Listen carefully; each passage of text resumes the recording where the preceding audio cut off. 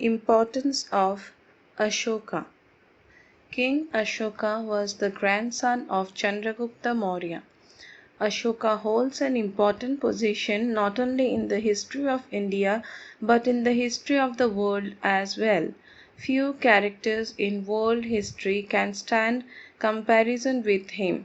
He stands head and shoulders above them. The importance of Ashoka in history lies for a variety of reasons. Firstly, no other king recorded in world history entertained a nobler conception of kingly duties than Ashoka. He regarded his subjects as his own children. He tried his utmost to promote their material and moral well being. He did not spare himself in the discharge of his kingly duties. He took special care to appoint honest and dutiful officials over whom he kept the closest supervision. He treated all classes of his subjects equally, irrespective of the faiths they professed. His rule was uniformly just and benevolent. Secondly, it was to him that Buddhism owed its elevation to the status of world religion. When Gautama Buddha died, Buddhism was a local sect and its followers could be counted by thousands. But when Ashoka championed it, it spread not only over the whole of India but even to land beyond India and came to be recognized as the most widely prevalent religion in the world. Thirdly, Ashoka's benevolent activities were confined not merely to his own empire but extended beyond. He sent diplomatic envoys to the far distant Greek kingdoms and included them within the sphere of his philanthropic activities. Fourthly, Ashoka's activities were not confined to human beings alone. These pervaded the entire animate world. Fifthly, he gave India her first lingua franca, the Pali language, which he caused to be spread throughout his empire. His reign saw the realization of the ideal and dream of the ancient Indian political thinkers, which united an undivided India from the Himalayas to the Cape of Comorin. No other ruler can claim to have reached such height of eminence as was reached by Ashoka. Hence it has been said that in the annals of kingship there is scarcely any record comparable to that of Ashoka, both as a man and a ruler. From the inscriptions we learn that on the 19th year of his reign, Ashoka conquered the country of Kalinga, but he was not capable of bearing the sight of pain and misery caused by this war to millions of innocent people. In the place of exaltation and pride, he was moved by pity and repentance. It is said that soon after the Kalinga war, Ashoka became a Buddhist. Whether his remorse at the enormous loss of Kalinga were responsible for his conversion or his remorse was the result of conversion in a matter on which scholars differ. The policy of Dharma included measures which today are associated with the welfare of the citizens. Ashoka himself gave up the ancestral practice of going on pleasure tours and instead undertook pilgrimages to holy places. To inculcate the law of pity among his people, he appointed a special class of officers named Dharma Mahamantras. He ordered his officers such as Yutas, Rajukas, Pradeshikas and Mahamantras to go on circuit for checking miscarriage of justice, arbitrary imprisonment and torture, and for preaching virtue. In order that people might know and understand the Dharma, he caused these to be engraved on rocks and pillars and set these up in various parts of his empire.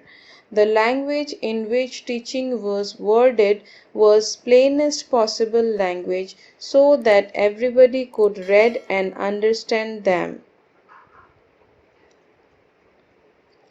Ashoka encouraged the holding of concurses, that is, meetings, where the essence of all religions would be discussed, and he also held the public shows of edifying objects for the promotion of dharma.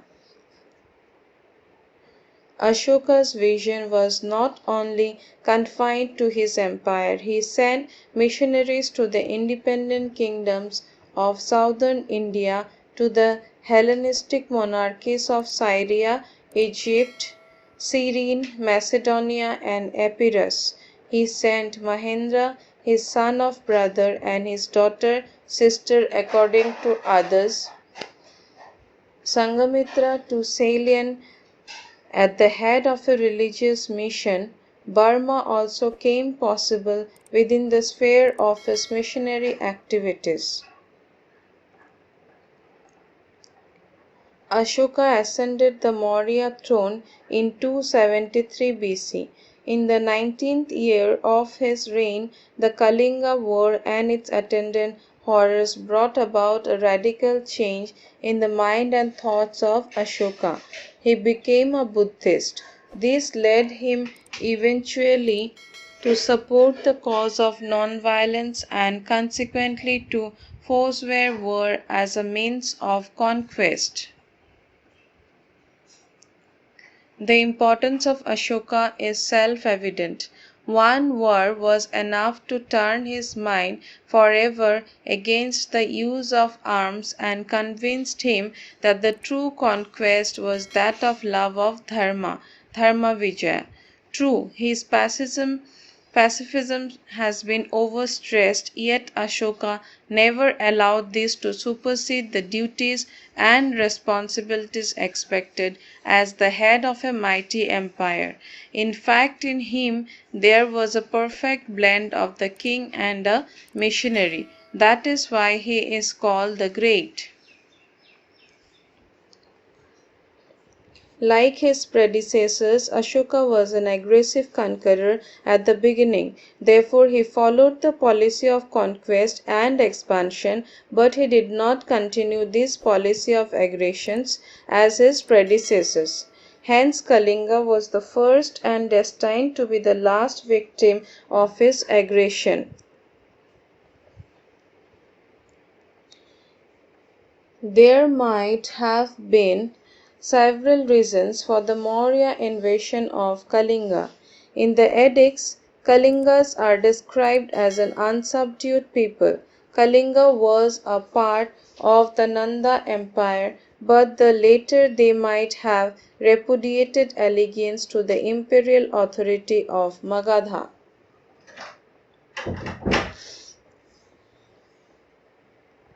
Hence, the very independence and growing power of Kalinga was a thorn to Maurya imperial ambition. In the 19th year since his accession, Ashoka launched an offensive on the kingdom of Kalinga and utterly routed them. If we are informed, in the RE 13, 150,000 people were deported. 100,000 were killed, and many times that number perished. Ashoka emerged triumphant and military success was won at a very high price. The destruction caused by the war filled the king with remorse. Hence he sought solace in the non-violent principle of Buddhism. Its impact was destined to profoundly affect the course of history. Ashoka discarded for good the policy of military conquest. It has been said that after the death of Bindusara, Ashoka succeeded him on the Maurya throne. Ashoka's accession, according to Caesonius, chronicles is set against the background of fratricidal war. Ashoka is said to have killed 99 of his brothers, but this appeared to have been just a wild legend, a calculated invention in order to describe the wickedness of Ashoka before he embraced Buddhism. But the fact remains that the coronation of Ashoka was delayed by 4 years and took place in 269 BC. Hence, some scholars say that it may not be altogether a simple legend and there might have occurred a fratricidal war after the death of Bindusara. Ashokan edicts provides us with a clear picture of the extent of his dominions. In the northwest, it touched the borders of the Syria Empire and extended over the territories of the tribes called Kambojas, Yonas, and Gandharas. In the north, the empire extended up to the borders of the Himalayas and with the inclusion of Kashmir and Nepal Terai. In the east, the empire extended over Bengal and as far as Brahmaputra. In the west, the empire extended up to Saurashtra. The southern limits of his empire were marked by the Pennar River, beyond which lay the Tamil kingdoms of the Cholas, Pandyas, and Keralas. The Greek writers mention the name of a place called Gangaridai. Gangaridai has been identified as some part of Bengal, hence Bengal or at least a part of it must have been within Ashokan Empire. Similarly, the famous Chinese pilgrim Hiuen Tsang has testified in his account the inclusion of Kashmir in Ashoka Empire.